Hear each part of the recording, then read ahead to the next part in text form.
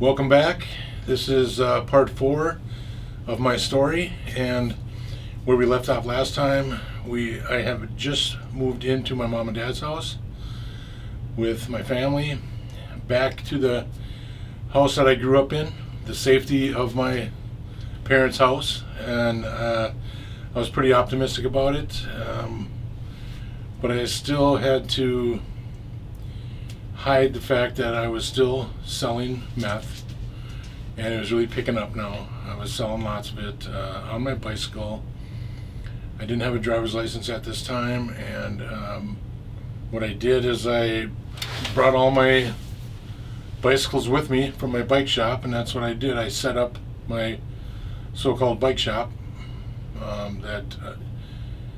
told my mom and dad that I still had all my customers, which I did, but they thought they were bicycle repair customers, but they really weren't. They were meth buying customers. So had this little facade set up in the side of my dad's garage in his little carport. That was my bike shop. So I started selling more and more. My wife was, at this time, she was getting kind of pissed off. And mainly she was pissed off at my mom. They didn't really see eye to eye, which was the first time in our lives that my mom didn't like my wife, and they started fighting a little bit, and so it wasn't fair to her for me to leave her in that house while I ran around town selling dope and whatever else I did, and but that's what I did, and it wasn't. I went in there thinking it was going to be all right, but then I found out quick enough that it wasn't. So I'd run around on my bike. I'd be selling meth to basically all my friends that I grew up with, and sometimes I'd bike all the way over into the next town. Like I said, I knew a ton of people at this time, and then like on a Saturday, I had a bicycle with a seat. The seat was in front of me, and I had two little handles for my son to hang on to. He was like 2 years old, so we'd go cruising around on this bike. This bike had a motor in the front, and it was fun. It was a lot of fun. Me and my son had a lot of fun. He doesn't remember it. He says now he remembers it a little bit, but so we'd go cruising around, and I wouldn't sell drugs with my son on the bike, of course, but I would go and collect money. So I stopped over at my one buddy's house to collect some money, and we're sitting in his living room, and his girlfriend's there, and his girlfriend has two little pugs, and I didn't know it at the time, but this pug that she had bit everybody, and my son was playing with it, and this pug bites him in the lip. Blood everywhere. I'm like, holy shit. And I've talked about this in the past. You can look it up. But anyways, so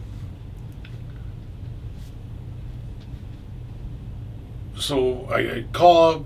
No. We jump in my friend's girlfriend's car, and we bring him to the hospital. This is very high stress. Bring him to the hospital, and there's blood everywhere. We got ice on his lip. He's got a big gash there, and we bring him to the hospital. I call my mom. I call my wife, and they're pissed and scared.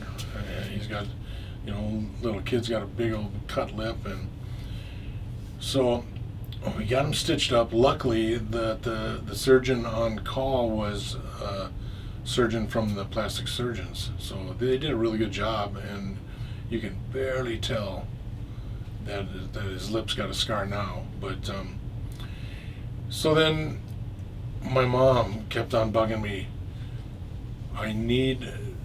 She needed the proof of the rabies shots, and I said, yeah, I'll get it. And I kept asking him, we need the proof. And his girlfriend kept on saying, I got it here somewhere. And they kept on dragging their feet. And maybe they were just doing that because they wanted me to keep coming over to getting them high. I don't know. But One day, my mom says, either you go down there and get that today, or I'm going to call the police. And I said, okay, okay. I jumped on my bike.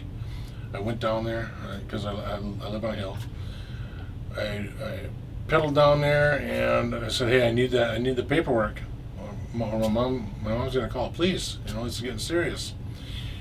She had the paperwork, and we sat around bullshit, and you know, Devin wasn't with me at the time, but so we're sitting around getting high and shit, and so they gave me the paperwork, and I pedaled back up the hill, and I walk in, and my mom and dad are fucking pissed, and they're looking at me like the way you don't want your parents to look at you, and I'm like, well, what's going on with you guys?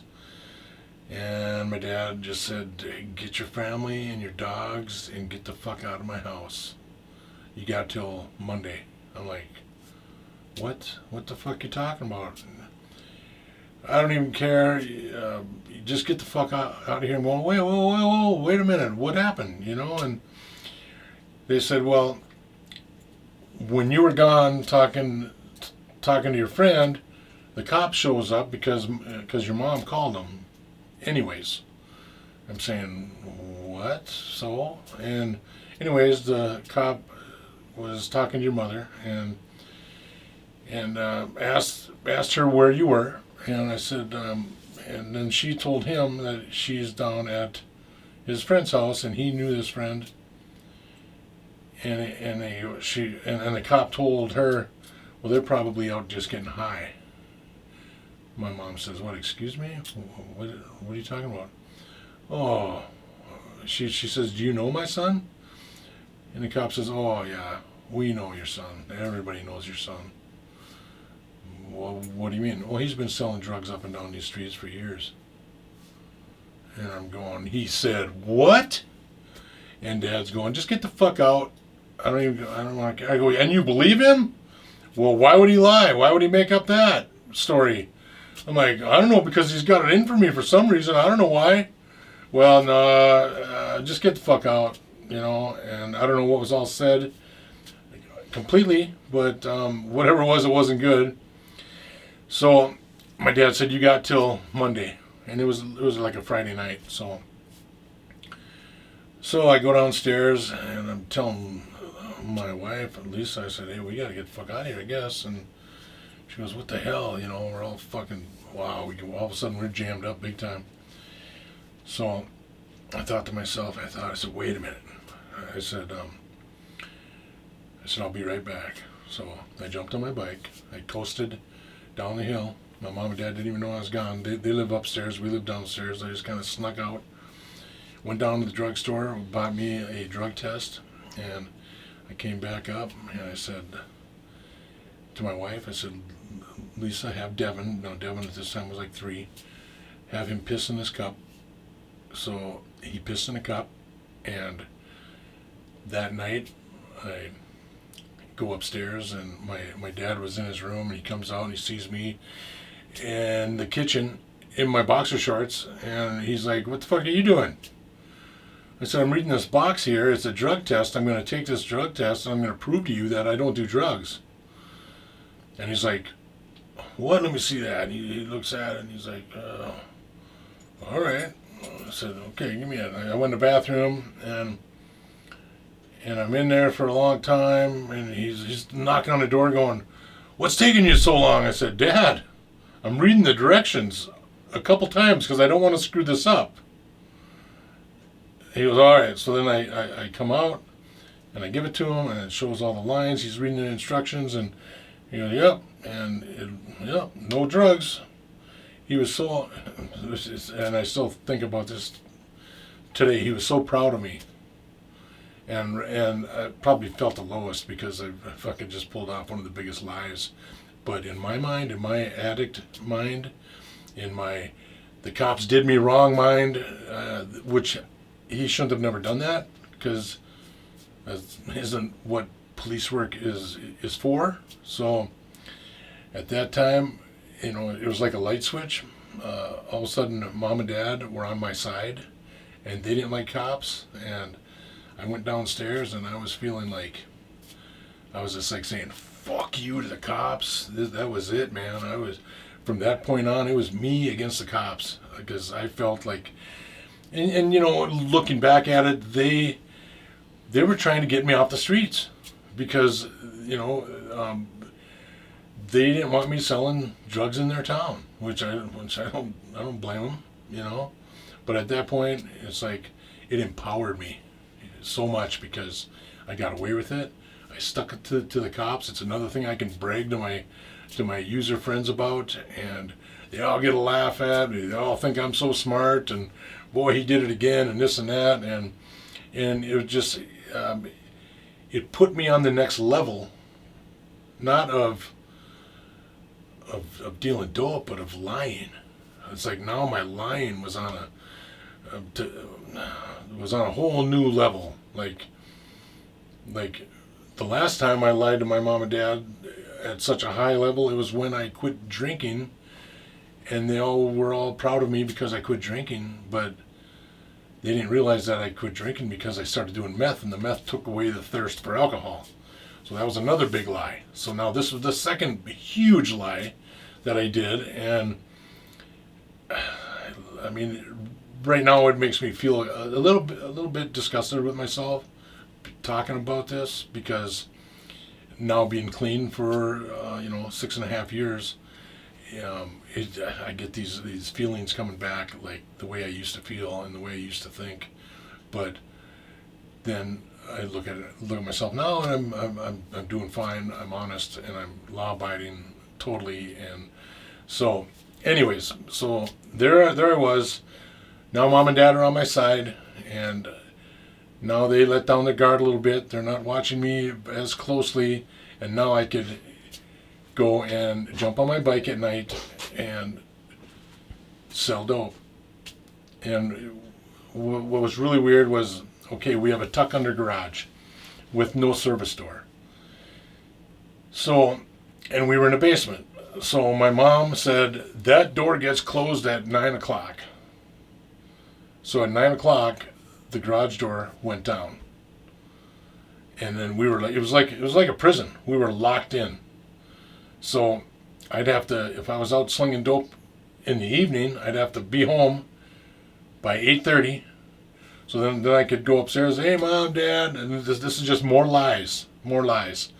I'd say, hey mommy, dad, how you doing? Yeah, I'm in for the night. All right, good night. And I'd go downstairs, and I'd go out in the garage, and 9 o'clock, right on the nose, the garage door would come down, and I'd be waiting there, and I'd pull that cord, so that released it, and then I could sneak underneath and go out and go sell dope all night. And then when I got back in, in the morning when they pressed the button, or when I pressed the button, or they did, then it would go ka-chunk, it would lock in place again, and then it would open, and then everything would be fine. So that was my way. And so what became an obstacle became the best way to do it, which, I'm not proud of it, but it was just a way that it was survival. It was survival. It's how I had to make my money. It's how I had to do it. And the kids were sleeping. I figured I wasn't doing any harm to my family. And my family, this was a double life I led. My wife knew what was going on, but so. I always said, I'm going to find a job. I'm going to get a job. I'm going to do a temp job. I'm going to do this. Going to do that. Seasonal work and all that stuff. So anyways, here we are, and I'm doing this, I'm doing that, and then it came up where the renter, my mom and dad own a duplex next door, and one of the renters moved out or got kicked out because all of a sudden he had 2 pit bulls, and my mom and dad said, no, you can't have any pit bulls. Well, you're evicted. So then I said, hey, can I move in there? And they're like, yeah, okay. Oh, I promise I get a job and all this shit. So I moved in there, and we were there for about 2 months, and My wife, Lisa, her back started hurting really bad. I said, "What's wrong with your back?" She goes, "I don't know. I came home from work. It was hurting so bad, and I had one of the TENS machines, a stimulator to put on your back because I had a slight neck problem. But so I said, here, well, put this on and everything will be fine. So I put it on and I turned it up, and she just started screaming, "Ah, it hurts, it hurts, it hurts," you know. I'm like, that's weird because it never has never done that. I've never seen it do that. So her back didn't get better. She went to the doctor, and it turns out that she come back and said they had to do a biopsy, and we got to go back tomorrow to see the doctor. So me, her, and my son went back to the hospital to do another test, and my sister-in-law was there. She worked at the hospital. She was there, and she had a really serious look on her face, and I said, well, you know, what's going on? And my wife was diagnosed with stage 4 breast cancer. I'm like, okay, so, you know, what do we do next? And so she had to go to chemo and all this stuff, and it's kind of hit the family pretty hard. I didn't know what I didn't know what I was gonna do. I was a meth dealer. So then here we were in the duplex living there, and my wife had stage 4 breast cancer. I didn't even know what stage 4 meant or whatever, but the look on my sister-in-law's face, it was pretty serious. And so now, do I get a job? Do I stay home? Now, this is how I rationalized it. Well, I can't get a job now because I got to be home with my wife. So I'm going to continue to work on bicycles at home, and that way if she needs anything, I can be with her, I can help her, I can help with Devin, with my son, and all this. That was my addict mind talking, and from this point on, my wife was pissed. She was mad at the world, she was mad at me, and so what happened next, we'll address that next time, because I got to think back of one of the darkest times of my life and come up with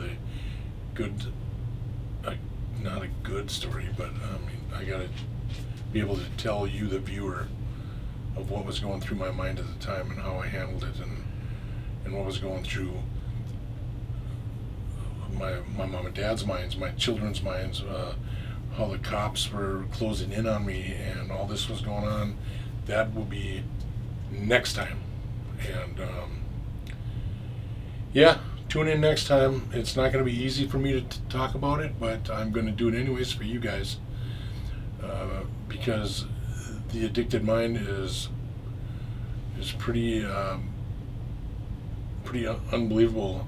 The self-centeredness and how how methamphetamines affects a person going through a tremendous amount of pressure and stress, family stress. So yeah, we'll talk about that next time. So when you were at your mom's house and you were sneaking out of the garage at night, what did your wife think you were doing? I mean, surely she saw you leaving the garage at 9 o'clock at night. What did she think you were up to? Well, she knew what I was doing, but she didn't know what extent, or she just knew that, and I convinced her, like this is how I make my money, this is how we got to do it, this is, you know, I'm making good money, you know, and I had some other things going on too. I was still selling bikes. I was dealing a little bit of some criminal activity, and dumpster diving, whatever I was doing. But and one thing I didn't talk about was how I got back in the house at 5 in the morning. how does a guy sneak into a house? This is really interesting. Where I live, there's a lot of trains, and all the early morning trains come in at about 4 o'clock, between 4 o'clock and 5:30. So I would go down below our house. I live on a hill. I'd be in the alley, and I would basically be sitting there waiting for the first train. So when I heard that train coming, I would sneak up to the house, to the front door, because it was unlocked, because my wife would unlock it for me. So then when that train was there, I opened up the door quick. I went to the other side and I closed it, and then went downstairs, and then there's a door there, and I opened up that door. Right when I opened up that door, I could hear my mom going, "Joe, Joe," and then I'd get on the other side, I'd close it, and I'd jump into bed. So I pictured my mom going, huh, in bed, waking up going, huh, and she'd yell my name, and then she didn't hear nothing, so she went back to sleep. That's exactly what happened. And I did that every night. Until one night, when I found a new pair of boots in the dumpster that were my size. So I have my new boots on. I walk up through the grass onto the front driveway, up to the house, and guess what? All 4 dogs inside the house, they didn't recognize my boots. I had new boots on. The fucking house erupted into dog barking.